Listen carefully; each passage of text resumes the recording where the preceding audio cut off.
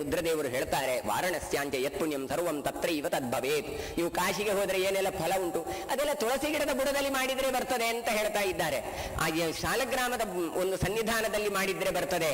ಹಾಗಾಗಿ ಬ್ರಹ್ಮಹತ್ಯಾಧಿಕಂ ಪಾಪಂ ಯತ್ಕಿಂಚಿತ್ ಕುರುತೇ ನರಃ ತತ್ಸರ್ವಂ ನಾಶಯೇದಾಸು ಸಾಲಗ್ರಾಮ ಶಿಲಾರ್ಚನಾತ್. ಸಾಲಗ್ರಾಮವನ್ನು ಪೂಜೆ ಮಾಡಿತು ಕೇಳಿದ್ರೆ ನಿಮ್ಮೆಲ್ಲ ಪಾಪಗಳು ಕೂಡ ಪರಿಹಾರ ಆಗತ್ತೆ ಅಂತ ಕೊಡ್ತಾ ಇದ್ದಾರೆ. ಹೀಗೆ ತುಳಸಿ ಮಹಾತ್ಮೆಯನ್ನು ಹೇಳಿ ಮಧ್ಯದಲ್ಲಿ ಒಂದಿಷ್ಟು ಸಾಲಗ್ರಾಮದ ಮಹತ್ವವನ್ನು ಹೇಳ್ತಾರೆ. ಮತ್ತೆ ತುಳಸಿಯ ಇವತ್ತು ನಾವೇನು ಕಾರ್ತಿಕ ಮಾಸದಲ್ಲಿ ತುಳಸಿ ಪೂಜೆಯನ್ನು ಮಾಡ್ತೇವೆ ಅದೆಲ್ಲ ಚರಿತ್ರೆಗಳನ್ನು ಕೊಡ್ತಾರೆ. 3 ದಿನದ ವ್ರತ ಇದು ನವಮಿಯವತ್ತು, ದಶಮಿಯವತ್ತು, ಏಕಾದಶಿಯವತ್ತು ಮಾಡಿ ದ್ವಾದಶಿಯವತ್ತು ಅದರದ್ದು ಉದ್ಯಾಪನೆಯನ್ನು ಮಾಡುವಂಥದ್ದು. ಹೇಗೆಲ್ಲ ಪೂಜೆ ಮಾಡಬೇಕು ಅಂತ ಇವತ್ತು ನಾವು ತುಳಸಿ ಪೂಜೆಯನ್ನು ಮಾಡುವಾಗ ಹೇಳುವಂತಹ ಶ್ಲೋಕಗಳು ಅಷ್ಟೂ ಪೂಜಾ ವಿಧಾನ ಎನ್ನುವಂಥದ್ದು ಪದ್ಮಪುರಾಣದಲ್ಲಿ ಇಲ್ಲಿ ಬಂದಂಥದ್ದು. ಹಾಗಾಗಿ ಅಲ್ಲಿ ಎಲ್ಲ ಹೇಳಿ ನಮಃ ಕಮಲಪತ್ರಾಕ್ಷ ನಮಸ್ತೆ ಜಲಶಾಯಿನೇ ಇದಂ ವ್ರತಂ ಮಯಾಚೀರಂ ಪ್ರಸಾದ ತವಕೇಶವ ಅಂತ ಹೇಳಿ ರುದ್ರದೇವರು ಹೇಳ್ತಾರೆ. ತುಳಸಿಯ ಏನೊಂದು ಉತ್ಥಾನ ದ್ವಾದಶಿಯವತ್ತು ಮಾಡುವ ಆರಾಧನೆ ಅದನ್ನು ನಾನೇ ಮಾಡಿದ್ದೇನೆ, ಅದು ಭಗವಂತನ ಅನುಗ್ರಹದಿಂದಾಗಿ ಮಾಡಿದ್ದೇನೆ ಅಂತ ಕೊಡ್ತಾರೆ. ಅದರ ನಂತರ ಅನ್ನದಾನದ ಮಹತ್ವವನ್ನು ಒಂದಷ್ಟು ಹೇಳ್ತಾ ಹೋಗುತ್ತಾರೆ.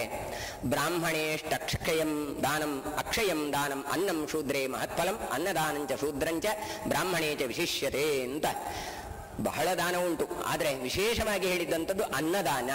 ಅದರಲ್ಲಿ ಕೂಡ ಬ್ರಾಹ್ಮಣನಿಗೆ ಕೊಟ್ಟರೆ ಅಕ್ಷಯ ದಾನ ಬರ್ತದೆ ಅಂತ ಹೇಳಿ ಆಮೇಲೆ ಹೇಳ್ತಾರೆ ಶೂದ್ರೇ ಮಹತ್ಫಲಂ.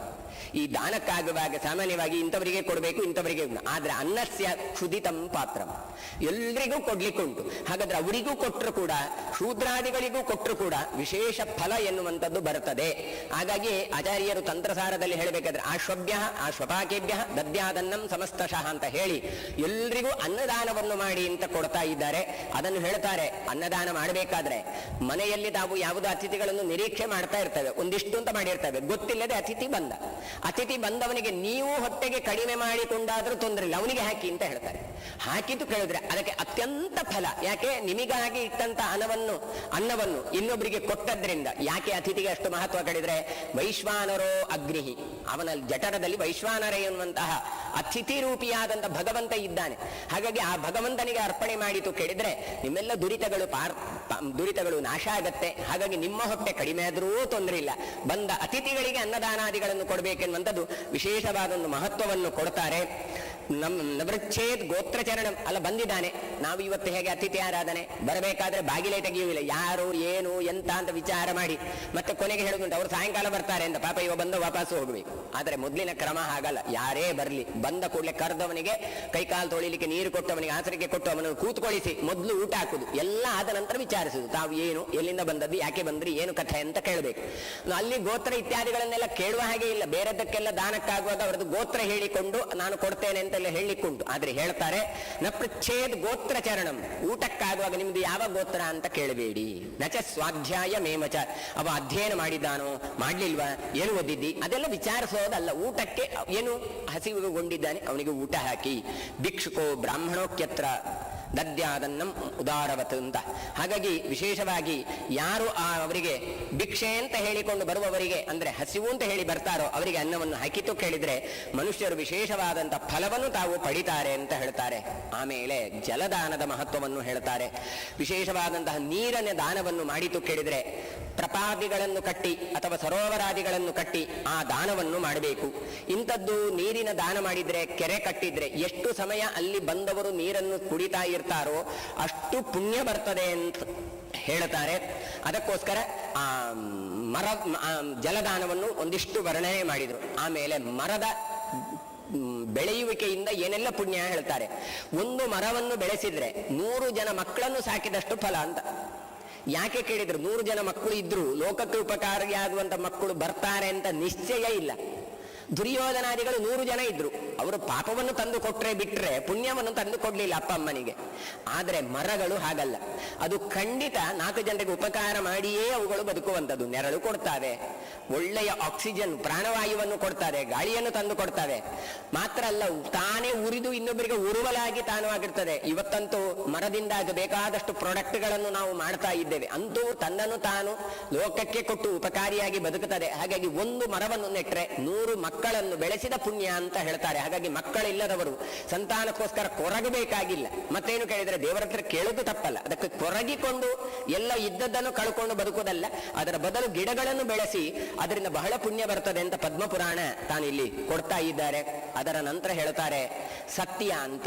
ಸತ್ಯ ಅಂದ್ರೆ ಪ್ರಾಮಾಣಿಕವಾದ ಜೀವನ. ಋತಂ ಯಥಾರ್ಥ ವಿಜ್ಞಾನಂ ಸತ್ಯಂ ತತ್ಪೂರ್ವಿಕಾಕೃತಿ. ಇದ್ದದ್ದನ್ನು ಇದ್ದಾಗೆ ಹೇಳಿದ್ರೆ ಅದಕ್ಕೆ ಋತ ಅಂತ ಹೇಳುದು, ತಿಳ್ಕೊಳ್ಳೋದು. ಅದನ್ನು ಆಚರಣೆಗೆ ತರಬೇಕು. ಸಜ್ಜನರಿಗೆ ಪೂರಕವಾದಂತಹ ಬದುಕು ಉಂಟಲ್ಲ, ಇದನ್ನು ನಡೆಸಿ. ಹಾಗಾಗಿ ಸತ್ಯ ಹೇಳುದು, ಸುಳ್ಳು ಹೇಳಬಾರದು, ಸತ್ಯವನ್ನು ಮಾಡಬೇಕು, ಪ್ರಾಮಾಣಿಕವಾದ ಜೀವನ ಇರಬೇಕು. ಸತ್ಯಮೇವ ಪರಂ ಬ್ರಹ್ಮ ಸತ್ಯಮೇವ ಪರಂ ತವ ಸತ್ಯಮೇವ ಪರೋ ಯಜ್ಞ ಸತ್ಯಮೇವ ಪರಂ ಶ್ರುತಂ ಅಂತ ಹೇಳಿ ಸತ್ಯಕ್ಕೆ ಬಹಳ ಮಹತ್ವವನ್ನು ಕೊಟ್ಟು ಆಚರಣೆಯನ್ನು ಮಾಡಬೇಕು. ಒಂದು ಕಡೆ ಹೇಳ್ತಾರೆ ಪದ್ಮಪುರಾಣದಲ್ಲಿ, ನಿಮಗೆ ದಾನ ಇತ್ಯಾದಿಗಳಿಗಾಗುವಾಗಾದ್ರೂ ಕೂಡ ಒಳ್ಳೆ ಯೋಗ್ಯ ಬ್ರಾಹ್ಮಣ ಇದ್ದಾನೋ, ಅವನು ಇದ್ದಾನೋ, ಇವನೋ ಇದ್ದಾನೋ ಅಂತ ಮಾಡಬಹುದು. ವೇದಾಂಗ ಕಲ್ತಂತವರನ್ನಾದ್ರೂ ಹುಡುಕಬಹುದು. ಆದ್ರೆ ಯಾರು ಮಾಡಿದ್ರು ಕೂಡ, ಏನು ಇದ್ರೂ ಕೂಡ ಅಂತವರನ್ನು ಹುಡುಕಿ ತರಬಹುದು. ಆದ್ರೆ ನಿಮಗೆ ಸತ್ಯ ಹೇಳುವವರನ್ನು ಹುಡುಕಿ ಕೊಡೋದು ಭಾರಿ ಕಷ್ಟ ಅಂತ. ಲೋಕದಲ್ಲಿ ಎಲ್ಲಿಯೂ ನೋಡಿದ್ರೆ, ಯಾರ ಹತ್ರ ಕೇಳಿದ್ರೆ ಎದೆ ತಟ್ಟಿ ಹೇಳಿದ್ರೆ ಸ್ವಲ್ಪ ಜನ ಹಿಂದೆ ಹೋಗ್ತಾರೆ. ಯಾಕೆ ಕೇಳಿದ್ರೆ ಅದು ಬಹಳ ದುಷ್ಕರ ಅದು. ಹಾಗಾಗಿ ಅಂತಹ ಸತ್ಯಾಚರಣೆಗೆ ಬಹಳ ಮಹತ್ವವನ್ನು ಕೊಡ್ತಾರೆ. ಅದನ್ನು ಉಳಿಸಿಕೊಳ್ಳಿ ಅಂತ ಹೇಳ್ತಾರೆ. ಆಮೇಲೆ ತಪಸ್ಸಿನ ಮಹಿಮೆಯನ್ನು ಕೊಡ್ತಾರೆ. ತಪಸ್ಸು ಮಾಡಬೇಕು. ತಪಸ್ಸಂತಾಪೆ ತಪ ಆಲೋಚನೆ ಅಂತ ಎರಡು ಧಾತು. ಒಂದು ಆಲೋಚನೆ ಮಾಡಬೇಕು, ಭಗವಂತನ ಬಗ್ಗೆಯೇ ಆಲೋಚನೆ ಮಾಡಬೇಕು. ಮಾತ್ರ ಅಲ್ಲ, ಕಷ್ಟ ಬಿಡಬೇಕು. ಇವತ್ತು ನಾವೇನು ತಿಳ್ಕೊಳ್ತಾ ಇದ್ದೇವೆ ಕೇಳಿದ್ರೆ ಸುಖ ಪಡಿಬೇಕು ಅಂತ ಹೊರಟಿದ್ದೇವೆ ಅಲ್ಲ. ಮತ್ತೇನು ಕೇಳಿದ್ರೆ ಕಷ್ಟ ಬಿಟ್ರೆ, ಈಗ ಕಷ್ಟ ಬಿಟ್ರೆ ಪ್ರೇತ್ಯಾನಂತ ಸುಖಾಯುತ, ಹೋದ ನಂತರ ಸುಖ ಸಿಗ್ತದೆ. ಹಾಗಾಗಿ ಈಗೇ ನಮಗೆ ಎಲ್ಲವೂ ಬರಬೇಕು, ಅನುಕೂಲ ಆಗಬೇಕು ಅಂತ ಬಯಸೋದಲ್ಲ. ಅದನ್ನು ಒಂದು ತಪಸ್ಸು ಅಂತ ತೆಕ್ಕೊಳ್ಳಿ. ಜೀವನದಲ್ಲಿ ಕಷ್ಟ ಬರ್ತಾ ಇರ್ತದೆ, ಆದ್ರೆ ಬಂದದ್ದನ್ನು ಅದನ್ನೊಂದು ತಪಸ್ಸು ಅಂತ ನೀವು ಅದನ್ನು ತೆಕ್ಕೊಳ್ಳಿ ಅಂತ ಕೊಡ್ತಾ ಇದ್ದಾರೆ. ಹಾಗಾಗಿ ತಪಸ್ಸು ಎನ್ನುವಂಥದ್ದು ಸರ್ವಶ್ರೇಷ್ಠ. ತಪಸ್ಸು ಮಾಡಿತು ಕೇಳಿದರೆ ನಿಮಗೆ ಸ್ವರ್ಗ ಸಿಕ್ಕತ್ತೆ. ತಪಸ್ಸು ಅಂತ ಕೇಳಿದ್ರೆ ಕೇವಲ ಕಣ್ಣು ಮುಚ್ಚಿಕೊಂಡು ಮಾಡುವುದು ಅಂತಲ್ಲ.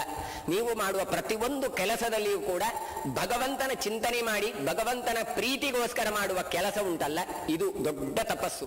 ಹಾಗಾಗಿ ಅಂತ ತಪಸ್ಸು ಮಾಡಿತು ಕೇಳಿದರೆ ನಿಮಗೆ ವಿಜ್ಞಾನ, ಐಶ್ವರ್ಯ, ಸೌಂದರ್ಯ, ಸೌಭಾಗ್ಯ ಎಲ್ಲವೂ ಬರುತ್ತದೆ.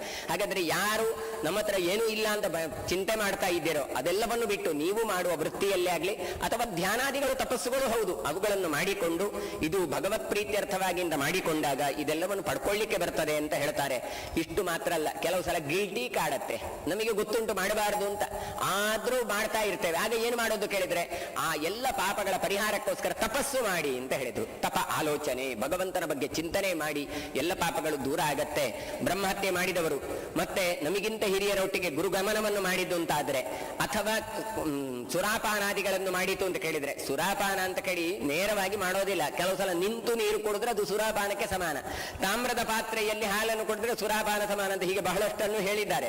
ಅದು ಕೆಲವೆಲ್ಲ ಗೊತ್ತುಂಟು, ನಮಗೆ ಗೊತ್ತಿದ್ರು ನಾವು ಅದೆಲ್ಲ ತೊಂದರೆ ಇಲ್ಲಪ್ಪ ಅಂತ ಮಾಡ್ತಾ ಇರ್ತೇವೆ. ಹಾಗಾದ್ರೆ ಅಂತದ್ದೆಲ್ಲ ಮಾಡಿತು ಕೇಳಿದ್ರೆ ಭಗವಂತನ ಹತ್ರ ಪ್ರಾರ್ಥನೆ ಮಾಡಿಕೊಂಡು ನೀವು ಧ್ಯಾನ ಮಾಡಿದರೆ, ತಪಸ್ಸನ್ನು ಮಾಡಿದರೆ, ಆ ದೇವರ ಹತ್ರ ಕ್ಷಮೆ ಕೇಳಿದ್ರೆ ಅದೆಲ್ಲ ಪರಿಹಾರ ಆಗತ್ತೆ ಅಂತ ಹೇಳ್ತಾರೆ. ಹಾಗಾಗಿ ಇಂದ್ರಾದಿಗಳು ಸ್ವರ್ಗವನ್ನು ಪಡೆದದ್ದು ಸುಮ್ಮನೆ ಅಲ್ಲ. ಲೋಕಪಾಲಾದಿಗಳು ಇಂದ್ರ, ಅಗ್ನಿ, ಯಮ, ವರುಣಾದಿ ಲೋಕಾಧಿಪತ್ಯವನ್ನು ಪಡೆದದ್ದು ಸುಮ್ಮನೆ ಅಲ್ಲ. ರಾತ್ರಿ ಬೆಳಗಾಗಬೇಕಾದ್ರೆ ಅದನ್ನು ಪಡ್ಕೊಳ್ಳಿಲ್ಲ ಅವರು. ಎಷ್ಟೋ ವರ್ಷ ತಾವು ತಪಸ್ಸನ್ನು ಮಾಡಿ ಭಗವಂತನನ್ನು ಮೆಚ್ಚಿಸಿಕೊಂಡು ಅಂತಹ ಪದವಿಯನ್ನೆಲ್ಲ ಪಡೆದಿದ್ದಾರೆ. ಹಾಗಾಗಿ ಮನುಷ್ಯನಾದವನು ಕೂಡ ಅಷ್ಟೇ, ಎಲ್ಲದೂ ಕೂಡ ಅವರಿಗೇನು ಅಂತ ಹೇಳ್ತೇವೆ. ಅವರಿಗೆ ಇದ್ದ ಸಂಪತ್ತು ನಮಗೆ ಬರಬೇಕು, ಅವರಿಗಿದ್ದಷ್ಟು ಭಾಗ್ಯ ನಮಗೆ ಬರಬೇಕು ಕೇಳಿದ್ರೆ ಅವರಷ್ಟು ತಪಸ್ಸನ್ನು ನಾವು ಮಾಡಬೇಕು ಎನ್ನುವಂಥದ್ದನ್ನು ಇಲ್ಲಿ ಉಲ್ಲೇಖ ಮಾಡ್ತಾರೆ. ಹಾಗಾಗಿ ಬ್ರಹ್ಮ, ಅಗ್ನಿ, ಇಂದ್ರ ಇವರೆಲ್ಲ ಆ ಅಧಿಪತ್ಯವನ್ನು ಪಡ್ಕೊಳ್ಬೇಕಾದ್ರೆ ಬಹಳಷ್ಟು ತಪಸ್ಸು ಮಾಡಿದ್ದಾರೆ. ಸರ್ವಾಂಚ ತಪಸ್ಯಾಭ್ಯೇತಿ ಸರ್ವಂಚ ಸುಖಮಶ್ನುತೆ. ನೀವು ಕಷ್ಟಪಟ್ರೆ ಮುಂದೆ ಸುಖವನ್ನು ನೀವು ಪಡಿತೀರಿ. ಆದ್ರೆ ಕಷ್ಟಪಡುವಾಗ ದೇವರಿಗೆ ಬೈದುಕೊಂಡು ಕಷ್ಟಪಡುವುದಲ್ಲ. ನಾವೆಲ್ಲರೂ ಮಾಡೋದಷ್ಟೇ, ಯಾಕೆ ಹೀಗಾಯ್ತಪ್ಪ, ಯಾಕೆ ಹೀಗಾಯ್ತಂತ ಬೈದುಕೊಂಡೇ ಮಾಡ್ತೇವೆ. ಅದನ್ನೇ ಸ್ವಲ್ಪ ಪರಿವರ್ತನೆ ಮಾಡಿಕೊಂಡ್ರೆ ಏನು, ನಾವು ಮಾಡಿದ ಜನ್ಮಾಂತರದ ಕರ್ಮವನ್ನು ಅನುಭವಿಸ್ತಾ ಇದ್ದೇವೆ. ಭಗವಂತ ಹೀಗೆ ಕಷ್ಟ ಕೊಟ್ಟದನ್ನು ಕರಗಿಸ್ತಾ ಇದ್ದಾನೆ. ದೇವರೇ ಈ ಕಷ್ಟವನ್ನು ನಮಗೆ ಎದುರಿಸುವ ಸಾಮರ್ಥ್ಯವನ್ನು ಕೊಡು, ಬಂದದ್ದೆಲ್ಲ ಬರಲಿ, ಗೋವಿಂದನ ದಯವೊಂದಿರಲಿ ಎನ್ನುವ ತಪಸ್ಸನ್ನು ಇತ್ತುಂಟಾದ್ರೆ ಎಲ್ಲ ಪಾಪಗಳು ಅದು ಪರಿಹಾರ ಆಗತ್ತೆ ಅಂತ ಹೇಳ್ತಾರೆ. ಹೇಳ್ತಾರೆ ತಪಸ್ಸನ್ನು ಹೇಗೆಲ್ಲ ಮಾಡಿದ್ರು. ಯೋಧಿತೆ ಶ್ರುತಿಮೇವಾದೋ ಸಮಂ ಸ್ಯಾ ತಪಸಾ ಫಲಂ ತಪಸ್ತಪದಿಯೋರಣ್ಯೇ ವನಮೂಲಂ ಪಲಾಶನ. ಮುಂದಿನವರು ಹಿಂದಿನವರು ಹೇಗೆ ಮಾಡಿದ್ರು ಕೇಳಿದ್ರೆ ಕಾಡಿನಲ್ಲೇ ಇದ್ರು, ಕಂದ ಮೂಲ ಫಲಗಳನ್ನೇ ತಿಂತಾ ಇದ್ರು.